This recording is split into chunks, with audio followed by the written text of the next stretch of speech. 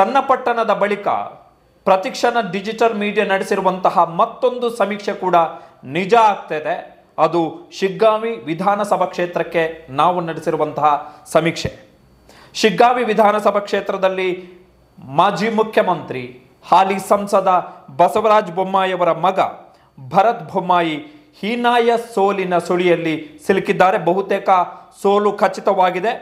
ಭರತ್ ಬೊಮ್ಮಾಯಿ ಅವರಿಗೆ 13,448 ಮತಗಳ ಹಿನ್ನಡೆಯಾಗಿದೆ. ಇನ್ನು ಉಳಿದಿರುವಂಥದ್ದು ಕೇವಲ 4 ಸುತ್ತುಗಳ ಮತ ಎಣಿಕೆ.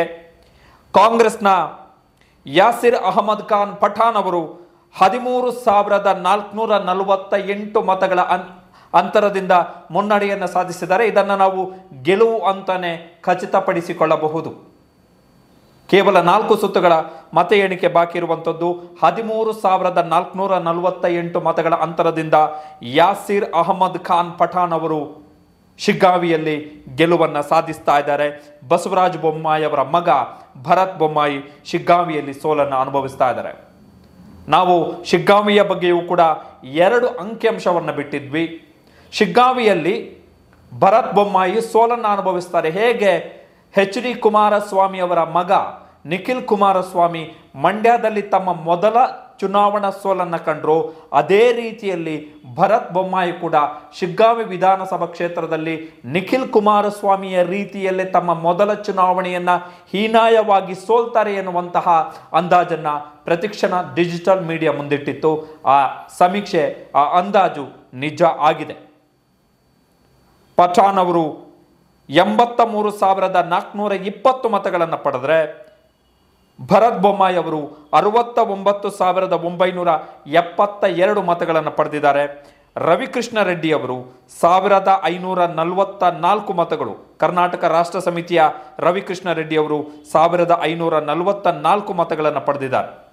ಸೊ ಬಿಗ್ ಸೆಟ್ ಬ್ಯಾಕ್ ಬಿಜೆಪಿಗೆ.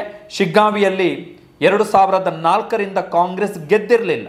ಸೊ ಬಿಜೆಪಿಯ ಹಿಡಿತದಲ್ಲಿದ್ದಂಥ ಕ್ಷೇತ್ರ, ಅದರಲ್ಲೂ ವಿಶೇಷವಾಗಿ ಬಸವರಾಜ ಬೊಮ್ಮಾಯಿ ಅವರ ಹಿಡಿತದಲ್ಲಿದ್ದಂತಹ ಕ್ಷೇತ್ರ. ಆ ಕ್ಷೇತ್ರವನ್ನು ಕಾಂಗ್ರೆಸ್ ಉಪಚುನಾವಣೆಯಲ್ಲಿ ತನ್ನ ತೆಕ್ಕೆಗೆ ಹಾಕಿಕೊಂಡಿದೆ. ಇನ್ನು ಚನ್ನಪಟ್ಟಣದ ಲೆಕ್ಕಾಚಾರಕ್ಕೆ ಬಂದರೆ, ಚನ್ನಪಟ್ಟಣದಲ್ಲಿ ಸಿ.ಪಿ. ಯೋಗೇಶ್ವರ್ ಅವರ ಗೆಲುವಿನ ಅಂತರ 25,000 ಗಡಿಯನ್ನು ದಾಟುವಂತಹ ಸಾಧ್ಯತೆ ಇದೆ.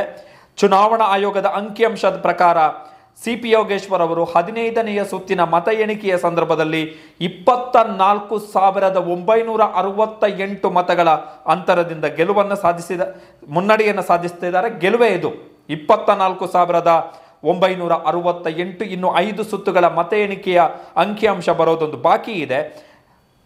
ಸಿ.ಪಿ. ಯೋಗೇಶ್ವರ್ ಅವರು 89,467 ಮತಗಳನ್ನು ಪಡೆದರೆ ನಿಖಿಲ್ ಕುಮಾರಸ್ವಾಮಿ ಅವರು 64,499 ಮತಗಳನ್ನು ಪಡೆದಿದ್ದಾರೆ. ನಿಂಗರಾಜು DSS ಶಂಕರಾಪುರ ಎನ್ನುವಂಥವರು 1,791 ಮತಗಳನ್ನು ಪಡೆದಿದ್ದಾರೆ. JT ಪ್ರಕಾಶ್ ಎನ್ನುವಂಥವರು ಇಂಡಿಪೆಂಡೆಂಟ್ 1,287 ಮತಗಳನ್ನು ಪಡೆದಿದ್ದಾರೆ.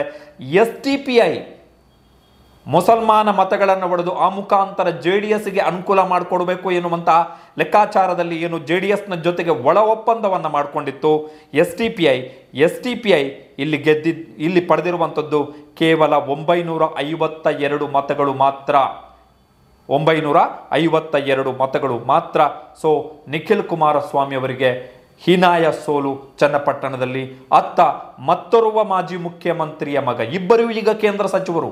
ಬಸವರಾಜ ಬೊಮ್ಮಾಯಿ ಕೂಡ ಕೇಂದ್ರ ಸಚಿವ, ಎಚ್.ಡಿ. ಕುಮಾರಸ್ವಾಮಿ ಕೂಡ ಕೇಂದ್ರ ಸಚಿವರು. ಹಣವಂತರು, ಈಗ ಶಕ್ತಿವಂತರು. ಇಬ್ಬರು ಕೂಡ ಮಾಜಿ ಮುಖ್ಯಮಂತ್ರಿಗಳು, ಇಬ್ಬರು ಕೂಡ ತಮ್ಮ ಕ್ಷೇತ್ರದಲ್ಲಿ ಹಿಡಿತವನ್ನು ಹೊಂದಿರುವಂಥವರು. ಆದರೆ ಅವರಿಬ್ಬರ ಕ್ಷೇತ್ರದಲ್ಲೂ ಅವರಿಬ್ಬರ ಮಕ್ಕಳು ಚುನಾವಣಾ ಸೋಲನ್ನು ಅನುಭವಿಸಿದ್ದಾರೆ. ಹೀನಾಯ ಚುನಾವಣಾ ಸೋಲನ್ನು ಅನುಭವಿಸ್ತಾ ಇದ್ದಾರೆ.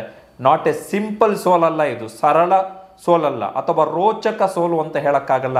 ಹೀನಾಯ ಚುನಾವಣಾ ಸೋಲನ್ನು ಅನುಭವಿಸ್ತಾ ಇದ್ದಾರೆ. ಈ ಮುಖಾಂತರ ಪ್ರತಿಕ್ಷಣ ಡಿಜಿಟಲ್ ಮೀಡಿಯಾ ನಮ್ಮ ಮೇಲೆ ವಿಶ್ವಾಸವನ್ನು ಇಟ್ಟು ನಮ್ಮ ಕಂಟೆಂಟನ್ನು, ನಮ್ಮ ಅನಾಲಿಸಿಸನ್ನು, ನಮ್ಮ ಸಮೀಕ್ಷೆಯನ್ನು, ನಮ್ಮ ಸುದ್ದಿಯನ್ನು ಯಾರೆಲ್ಲ ನೋಡ್ತಾ ಇದ್ರು ಆ ಎಲ್ಲ ವೀಕ್ಷಕರ ನಂಬಿಕೆಯನ್ನು ನಾವು ಉಳಿಸ್ಕೊಂಡಿದ್ದೀವಿ ಎನ್ನುವಂತಹ ಸಮಾಧಾನ ನಮಗಾಗಿದೆ.